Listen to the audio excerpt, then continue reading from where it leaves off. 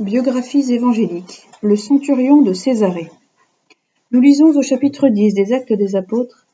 Il y avait à Césarée un homme nommé Corneille, centurion d'une cohorte de la Légion appelée Italique, religieux et craignant Dieu, ainsi que toute sa famille, faisant de grandes aumônes au peuple et priant Dieu sans cesse. Et il vit manifestement dans une vision, environ vers la 9e heure du jour, un ange de Dieu qui vint à lui disant « Corneille !» Et Corneille, le regardant, saisi de frayeur, lui dit « Que voulez-vous, Seigneur ?» L'ange reprit « Vos prières et vos aumônes sont montées en présence de Dieu, et il s'est souvenu de vous. Et maintenant, envoyez quelques-uns de vos serviteurs à Jopé, et faites venir un homme appelé Simon et surnommé Pierre. Il est chez un corroyeur nommé Simon, dont la maison est près de la mer. Il vous dira ce qu'il faut que vous fassiez. » Et lorsque l'ange qui lui parlait se fut retiré, il appela 2 de ses serviteurs et un soldat qui craignait Dieu, parmi ceux qui servaient sous lui. Et après leur avoir tout raconté, il les envoya à Jopé. Ayant trouvé Saint-Pierre, ils lui dirent « Le centurion Corneille, homme juste et craignant Dieu, a reçu d'un saint ange l'ordre de vous appeler chez lui et d'écouter vos paroles. » Saint-Pierre partit avec eux, et le jour suivant, il arriva à Césarée. Corneille les attendait avec ses parents et ses amis les plus intimes, et Saint-Pierre les baptisa. Fin de citation. Le vertueux centurion est le premier gentil converti par les apôtres. Car le prince éthiopien l'avait été par le diacre Philippe. C'est lui qui ouvre la voie glorieuse dans laquelle tant d'autres le suivront. Ce n'est ni saint Jean, ni saint André, ni aucun autre apôtre que Dieu appelle à l'introduire dans l'Église. L'honneur en est réservé à Pierre. C'est ainsi que, jusque dans les circonstances les plus petites en apparence, l'Évangile a soin de faire ressortir la suprématie de saint Pierre. Le premier, après notre Seigneur, il parle aux Juifs. Le premier aux gentils. Pasteur de toute l'Église, sa mission était de réunir dans le même bercail les gentils et les Juifs, qui tous ensemble devaient le reconnaître, le vénérer, l'écouter comme leur chef et leur père commun. Le texte sacré rapporte en détail l'histoire du baptême du brave centurion. Mais sur sa vie, il garde un silence absolu. Est-il impossible de lever un coin de voile qui cache une existence si glorieusement privilégiée ? Nous allons le demander à la tradition. Rappelons-nous d'abord que Dieu, quand il appelle à lui par des faveurs éclatantes, montre la grandeur de ses desseins sur ceux qui en sont l'objet.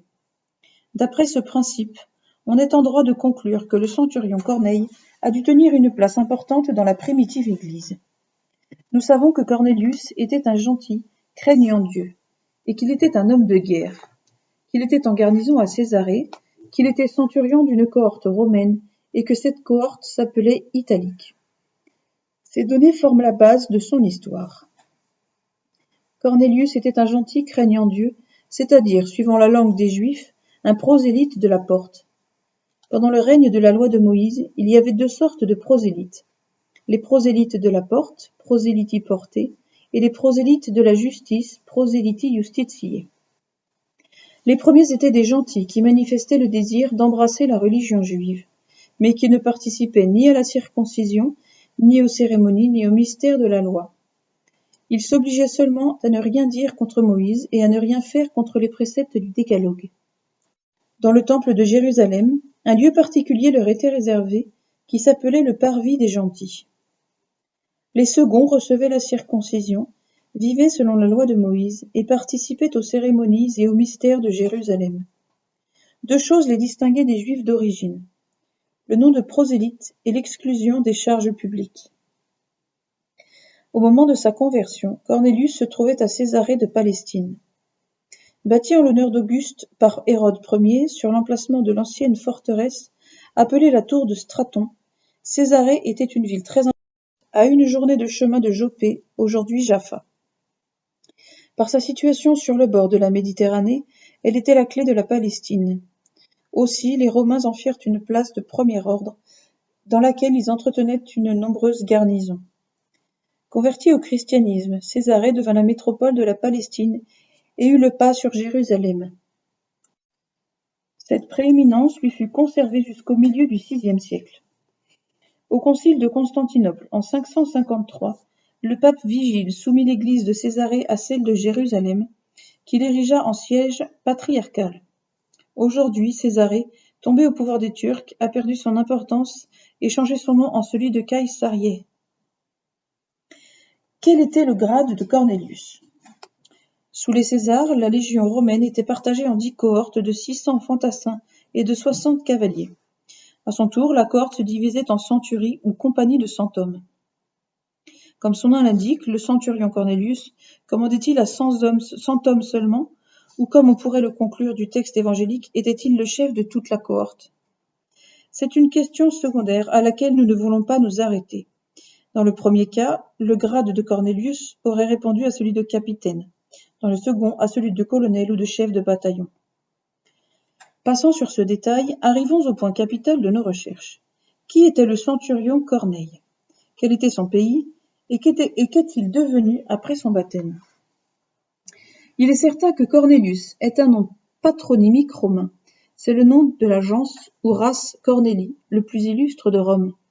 Nous l'avons dit dans notre biographie du centurion du Calvaire. De là, un rapprochement qui est loin de déplaire. L'enfant Dieu avait appelé à son berceau le roi de l'Orient comme prémisse de la gentilité. Saint Pierre, son lieutenant, conduit à la fois, comme prémisse de son apostolat parmi les gentils, un homme de l'Occident dont la race ne le cédait ni en puissance ni en gloire à aucune dynastie royale. De quel pays était l'homme privilégié de la Providence? La tradition la plus autorisée le fait naître en Espagne. Venons aux preuves. La cohorte dont faisait partie Cornelius s'appelait Italique. Centurio cohortis quadicitur Italica. Quelle était cette cohorte et d'où venait-elle? Il était d'usage que les cohortes, comme les légions, prissent le nom du pays où elles avaient été levées. Quelquefois, leur bravoure, leurs exploits, leur méritaient un surnom particulier. Ferrea, Pia, Fidelis. Ainsi, nous avons la Scythique, la Gauloise, la Germanique. Au temps d'où nous parlons, plusieurs légions romaines servaient en Syrie. Tacite nomme la 3e légion la Gauloise, la 4e la Scythique, la 5e la Macédonienne, la 6e la Phérée, la 12e la Foudroyante, la 15e la Apollinaire. Les médailles syriennes de la même époque sont d'accord avec Tacite. Or, une des cohortes de la 15e légion s'appelait la cohorte italique. Nous le savons avec certitude par l'inscription suivante. Citation. À Lucius Messius Rufus, fils de Lucius, de la tribu Pallia, procurateur d'Auguste, tribun militaire de la 15e légion l'Apollinaire, tribun de la cohorte militaire italique, volontaire, qui est en Syrie, préfet des artisans pour la seconde fois. Fin de citation. On prétend que la cohorte italique était la première de la légion. En cette qualité, elle avait la garde de l'aigle, était plus forte que les autres cohortes et marchait à leur tête. Voici un document non moins précieux. Dion Cassius nous apprend que la 6e légion, la légion de fer ou la Phérée, occupait la Judée. Cette légion est renommée dans l'histoire pour sa bravoure et sa fidélité, et elle nous intéresse par le lieu où elle séjourna durant de longues années. Établie en Judée par Auguste, elle y resta jusqu'au règne de Néron, qui la fit partir pour la guerre d'Arménie. Au retour, elle reprit ses premières garnisons. Elle les tint jusqu'au moment où Mutianus la conduisit en Italie contre Vitellius. Ce n'est pas tout. Goltius rapporte une inscription qui appelle en propre terme la 6e légion, Legio Hispanica, légion espagnole. Ainsi, nous avons, au témoignage des auteurs profanes, une cohorte appelée italique et une légion appelée espagnole. L'une et l'autre séjournent en Syrie et même en Palestine au temps des apôtres. Nous verrons bientôt combien sont précieuses ces indications. En attendant, ce n'est pas sans une vraie jouissance qu'on voit la concordance de l'Évangile avec l'histoire profane. Une fois de plus, on prend en pitié les petits mécréants qui voudraient faire de notre Seigneur un mythe et des faits évangéliques des fables, sans rapport avec les faits de l'histoire générale. Pour connaître la patrie de Cornelius, reste à trouver la signification du mot italique. Veut-il dire d'Italie? Quelques-uns le prétendent. Lucius Dexter et son très savant commentateur Bivarius sont d'un avis contraire. Ils soutiennent que le mot Italica veut dire d'Italique, ville d'Espagne. Tout porte à croire qu'ils ont raison. Le mot Italicus veut si bien dire de la ville d'Italique que le célèbre poète Silicius Italicus, qui fut consul sous Domitien, s'appelait Italicus, du nom de la ville d'Italique d'où il était originaire. Que le mot Italicus s'emploie assez rarement dans le sens d'italien, comme le prouvent de nombreux exemples. Les auteurs disent plus volontiers Italus. Qu'il était d'usage de donner aux légions le numéro d'ordre qui correspondait à celui de la province romaine où elles avaient été levées, suivant Tive-Live. La 6e province romaine était l'Espagne ultérieure, c'est-à-dire la partie de l'Espagne située au-delà du Betis, ou Guadalquivir, Provincia Sexta Hispaniae Ulterioris. Que l'Espagne ultérieure était en Europe la province la plus éloignée du centre de l'Empire. Or, nous savons encore par Tive-Live que les légions étaient d'ordinaire envoyées à une distance de Rome qui correspondait à la distance même de la province où elles avaient été recrutées. Ainsi, les légions gauloises, espagnoles, germaniques, étaient choisies de préférence pour servir aux extrémités de l'Empire, c'est-à-dire en Orient. C'est encore ainsi que la 16e cohorte, la sécanaise, servait en Cappadoce. Que la question est tranchée par ce fait que la 6e légion, présente en Judée, s'appelait l'Espagnole. Si les détails précédents ne nous donnent pas encore le sens précis du mot italique, ils nous aident puissamment à le trouver. En effet, dans l'Espagne ultérieure, partie de la 6e légion, se trouvait une ville célèbre, fondée par Scipion l'Africain et nommée Italica. C'est aujourd'hui Séville la Vieille, Sevilla Vieja. Devenue fameuse entre toutes les villes de la péninsule ibérique, Italica donna le jour à 2 empereurs, Trajan et Hadrien, et au consul Silicius Italicus. La cohorte nommée Italique, dont Cornelius était le centurion, avait donc été levée dans cette ville, composée tout entière, chefs et soldats, comme c'était l'usage, d'habitants de la même ville. Et, par cette raison, Cornelius avait eu la même ville pour berceau. Ce n'est pas, dit Baronius, de la légion dont elle faisait partie, mais du pays où elle avait été recrutée, que la cohorte italique tirait son nom. Son nom romain ne fait pas objection. D'une part, comme nous l'avons dit ailleurs, la ville d'Italica avait été fondée par Scipion, qui était lui aussi de la gens Cornelia. Serait-il étonnant que des membres de la même famille fussent venus s'établir dans une cité qui devait son origine à un de leurs ancêtres, ou qu'ils y résidaient en qualité de fonctionnaires? Pour jouir de la considération publique, peut-être pour avancer leur fortune, pouvaient-ils être mieux placés? D'autre part, nous savons qu'il y avait des Cornelius en Espagne. Sénèque cite, comme son contemporain, un célèbre orateur espagnol du nom de Cornelius. Une chose d'ailleurs est certaine, il y avait alors en Palestine de nombreux soldats espagnols, comme le prouve la présence de la 6e légion. À cette légion, ou à la cohorte d'Italica, appartenaient peut-être ces étrangers, qui demandèrent à l'apôtre saint Philippe de voir notre Seigneur, car on tient qu'ils étaient espagnols. Ne serait-ce pas également à la sollicitation des Espagnols présents en Judée que l'apôtre saint Jacques partit comme un trait et sans s'arrêter nulle part, se rendit directement en Espagne. D'ailleurs, il n'y avait pas alors en Judée que des Espagnols et des soldats espagnols. Hérode Ier avait pour garde du corps une compagnie de Gaulois. Tous ces faits et d'autres encore s'expliquent sans difficulté et s'admettent d'eux-mêmes. En ce temps-là, au rapport de Zeb, la Palestine se remplissait de multitudes innombrables, venues des contrées les plus éloignées du globe, pour voir les choses prodigieuses qui s'y accomplissaient. Enfin, saint Jérôme nous semble confirmer nettement ce qui vient d'être dit sur la patrie de Cornelius. Répondant à Licinius, originaire de l'Espagne ultérieure et y résidant, citation. C'est vraiment en vous, lui dit-il, et dans le Cornelius, le centurion de la cohorte italique, que se sont vérifiées ces paroles du Seigneur. Beaucoup viendront de l'Orient et de l'Occident et reposeront dans le sein d'Abraham. Le centurion Cornelius préfigurait la foi de mon cher Licinius. Fin de citation. Mais en quoi la préfigurait-il? Est-ce seulement par sa fidélité à la grâce? Le texte de saint Jérôme dit bien plus que cela.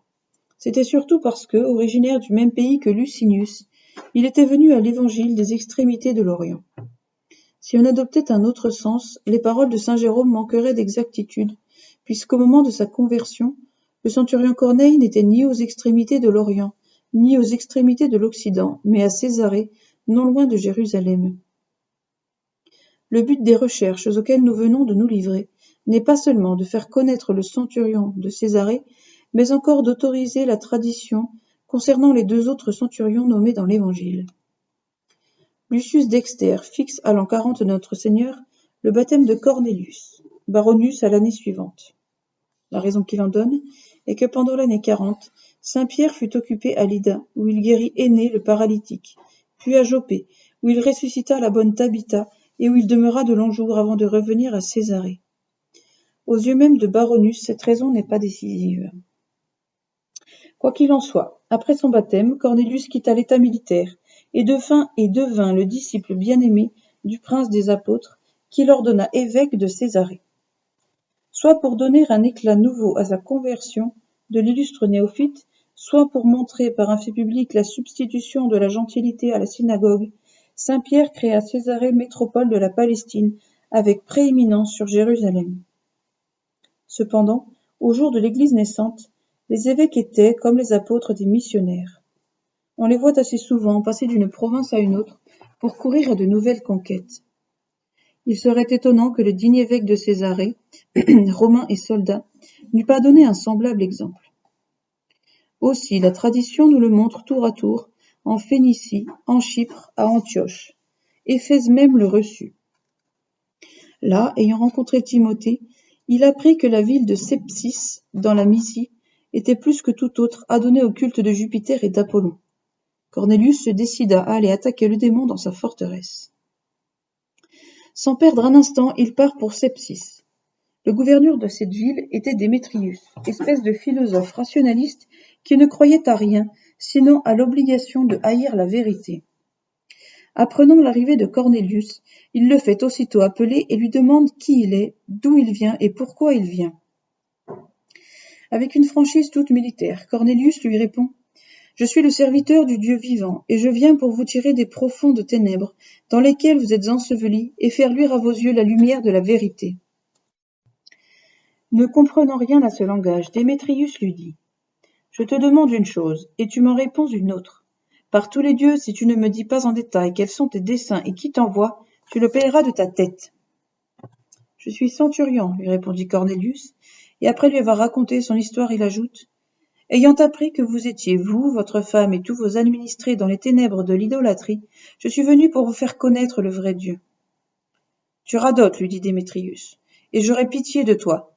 Trêve de tes billevesées et commence par sacrifier aux dieux. »« À quel Dieu demanda Cornélius. »« À quels autres, dit Démétrius, si ce n'est Jupiter et Apollon. Si tu refuses, tu seras traité comme un sacrilège, et nous verrons s'il y a un autre Dieu qui puisse te délivrer de mes mains. Oui, il y en a un qui non seulement peut me délivrer de vos mains, mais réduire vos dieux en poussière et faire évanouir la confiance que vous mettez en eux. Je t'ai déjà juré, si tu ne sacrifies pas aux dieux, de te livrer au supplice, et tu ne me crois pas. Démétrius, écoutez-moi. Je ne sacrifie pas à des dieux sourds et muets, car il est écrit « Tu adoreras un Dieu seul et tu le serviras lui seul. Au reste, montrez-moi vos dieux. » Démétrius prend cette demande pour une disposition à sacrifier. Qu'on ouvre, dit-il, le temple de Jupiter et d'Apollon, et qu'on y conduise cet étranger. Le bruit de ce qui va se passer se répand dans la ville, et le peuple en foule accourt au temple, précédé de Démétrius, de sa femme Éventia et de son fils Démétrius. Arrivé dans le temple, Cornélius, suivant la coutume des chrétiens, se tourne vers l'Orient et fait cette prière. Ô Dieu qui faites trembler la terre, qui bouleversez les profondeurs de la mer, qui, au temps de David, avait détruit le temple de Bel, tué le dragon et enchaîné les lions, renversez ce temple et brisez tous les idoles, afin que ce peuple connaisse la puissance de votre bras. Sa prière finie, Cornélius sort du temple dont les colonnes s'agitent sur leur base. Des craquements se font entendre. Chacun s'empresse de fuir. Le temple s'écroule et les idoles sont brisées en 1000 pièces. Sous les ruines demeurent ensevelis la femme et le fils du gouverneur. Plein de colère, Démétrius fait arrêter le thaumaturge. Le vieux capitaine ne s'effraie pas pour si peu. D'un pas ferme, il s'avance vers le gouverneur et lui dit en souriant « Où sont maintenant vos grands dieux ? C'est par tes secrets magiques que tu as détruit notre temple et brisé les statues de nos dieux, mais tu me le payeras cher. » Puis, se tournant vers les soldats de sa garde, « Qu'on le conduise en prison, qu'on le suspende par les pieds et par les mains liés ensemble, et qu'on le laisse dans cette position pendant toute la nuit. » L'ordre est exécuté sur le champ. Cependant, un domestique de Démétrius, nommé Téléphon, arrive hors de lui-même et lui dit: Ma maîtresse et votre fils ont péri dans les ruines du temple. Démétrius ne se connaît plus. Il accuse ces dieux d'impuissance, leur reproche de s'être laissé vaincre par un étranger, et enfin ordonne de chercher au plus vite sous les décombres le corps de sa femme et de son fils. À la nouvelle de ce malheur, les principaux habitants de la ville accourent chez le gouverneur pour le consoler. Le palais en était rempli, lorsque le prêtre des idoles, chargé de présider au déblaiement, vint dire au domestique de Démétrius: On entend de dessous les décombres la voix d'Évanthiel et de son fils qui crient: Grand est le Dieu des chrétiens, qui nous a sauvés de ce péril à la prière de son serviteur. Démétrius, Démétrius, adorez-le avec nous et avec toute notre famille, et dites à son serviteur de venir nous libérer.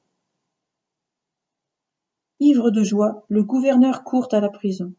Cornélius se présente à lui, délivré de ses liens par les anges, comme saint Pierre l'avait été, se promenant et louant Dieu. Démétrius tomba à ses genoux et s'écria: Il est grand le Dieu de Cornélius, qui a sauvé ma femme et mon fils dans les ruines du temple. Serviteur du plus puissant des dieux, nous croirons au crucifié que tu prêches, moi et tous ceux qui sont avec moi, si tu viens retirer vivants mon fils et ma femme des décombres sous lesquels ils sont ensevelis. La proposition est acceptée. Debout parmi les ruines du temple, Cornélius fait à haute voix en présence de la multitude cette belle prière. Seigneur, Dieu des vertus, dont un regard ébranle la terre, fend les montagnes et dessèche les abîmes de la mer, exaucez les gémissements des enchaînés, et retirez de la terre Éventia et son fils pour la gloire de votre nom. Aussitôt, les décombres s'entr'ouvrent et laissent sortir, pleins de vie, la femme et le fils du gouverneur. De leurs lèvres s'échappe aussitôt ce cri répété par tout le peuple: Il est grand le Dieu des chrétiens, qui nous a délivrés de la mort par son serviteur Cornélius. Sur-le-champ, 207 personnes demandèrent le baptême. Elles furent imitées par le gouverneur, sa femme, son fils et la ville entière. On regrette que l'histoire n'ait pas conservé d'autres traits de la vie du brave centurion, car tout porte à croire qu'elle fut digne de sa miraculeuse vocation. Quoi qu'il en soit, après cette éclatante conversion, le vénérable évêque revint à Césarée, où il mourut le 2 du mois de février, jour auquel l'Église latine célèbre sa fête. En quelle année, nous ne le savons pas. Ce que nous savons, c'est que la maison de Cornélius fut changée en église et devint peut-être sa cathédrale. Cette vénérable église, berceau de la gentilité, existait encore à la fin du IVe siècle, ainsi que d'autres monuments du premier âge de la foi, racontant son voyage avec saint Paul. Le lendemain, dit saint Luc, nous vînmes à Césarée, et entrant dans la maison de Philippe, un des 7 diacres, nous logeâmes chez lui. Il avait 4 filles vierges, toutes prophétesses. Sur quoi saint Jérôme, décrivant l'itinéraire de sainte Paul, de Rome à Jérusalem, nous dit que la petite fille des Scipions, par conséquent la parente du centurion Cornélius, débarqua à Césarée et visita la maison de Cornélius, devenue une église, la demeure du diacre Philippe et les chambres de ses 4 filles. Et ailleurs, les 4 filles furent les prémices des vierges parmi les gentils, afin que Césarée, berceau de la foi des nations, devint aussi le premier parterre de la virginité chrétienne. La plupart des intéressants détails qu'on vient de lire se trouvent dans la grande vie des saints de Surius, l'ami intime du pape Saint Pie V, qu'il avait en affection et en estime particulière à cause de sa science et de sa vertu. À son tour, Surius traduit souvent Métaphraste. Comme les hypercritiques se sont acharnés à dénigrer ce grand homme, qu'on peut appeler le bollandiste de l'Orient, c'est pour nous un devoir d'opposer à leur négation injustifiée l'autorité d'un savant de premier ordre et célèbre apologiste de la religion, le vénérable cardinal Bellarmin. Né à Constantinople au IXe siècle d'une illustre famille et élevé par son mérite aux plus hautes charges de l'Empire, Simeon Métaphraste joignait à l'ardeur de l'étude la sainteté de la vie. À la prière de l'empereur Léon le philosophe, il écrivit les vies des saints tirées des anciens monuments. Il fit en Orient ce que, par ordre de Louis XIII, Dusauzet fit plus tard en Occident. Ministre de l'empereur et écrivant par ses ordres, il est indubitable que toutes les archives lui furent ouvertes et que même on dut s'empresser de lui fournir tous les documents désirables. Ces documents durent être très précieux et très nombreux. Pour deux raisons. La première, à cause du grand nombre de monastères qui se trouvaient dans les différentes provinces de l'Empire. La seconde, parce que l'Orient est par excellence le pays de la tradition.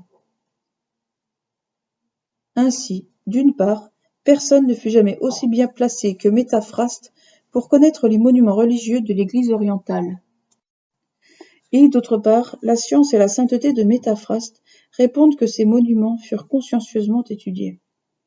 Si dans sa collection il se rencontre des erreurs de détail, quel est l'ouvrage de longue haleine qui n'en soit exempt? Métaphraste, dit Bellarmin, a écrit les vies des saints et les conversions des païens en si grand nombre qu'elles paraissent incroyables. De même, beaucoup de miracles arrivés à la chute des temples et des idoles, dont il n'est fait aucune mention dans les anciens historiens. Mais il a pu trouver dans les bibliothèques qu'il a fouillées des manuscrits fidèles, dont il s'est servi pour mettre au jour des choses auparavant inconnues. Il ne faut donc pas accuser facilement de fausseté un si grand et si saint homme. L'histoire merveilleuse du centurion Cornélius nous montre qu'il y avait parmi les païens des hommes craignant Dieu et qui remplissaient leurs devoirs envers lui aussi bien que le permettait la mesure de grâce et de lumière dont ils étaient favorisés. Ainsi, le salut n'a jamais été impossible à personne, et nul ne sera damné que par sa faute. Nous croyons même que, en général, les peuples païens valaient mieux que les prétendus grands hommes qu'on nous fait admirer. Ce n'est pas contre le pauvre peuple, mais contre les savants païens, les philosophes païens, que saint Paul lance les terribles accusations qu'on lit au chapitre 1er de l'Épître aux Romains.